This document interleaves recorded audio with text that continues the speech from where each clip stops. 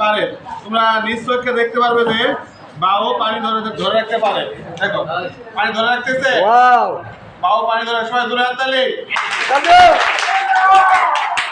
এবার দেখি আমরা বাও পানি ধরে রাখলে এখন আমরা দেখবো বডি স্প্রে থেকে কিভাবে পানি উৎপন্ন হয়। বডি স্প্রে দেখো, এটা হচ্ছে আমাদের বডি স্প্রে। এটাকে বিভিন্ন কেমিক্যাল থাকে।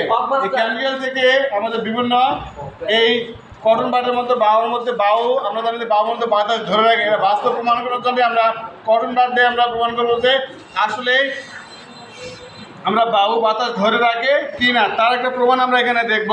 বাউ বাতাস ধরে রাখার প্রমাণ।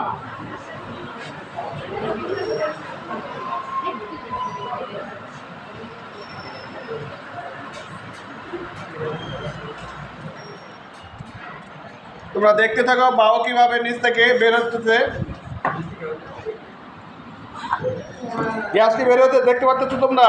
জি স্যার। এ থেকে প্রমাণ হয় যে বাউতে গ্যাস আছে। বাউতে কি গ্যাস লুকায়িত থাকে, এটা তোমার প্রমাণ করে দেখালাম। সকল শিক্ষার্থীকে আজকে ক্লাসে স্বাগত এবং ধন্যবাদ।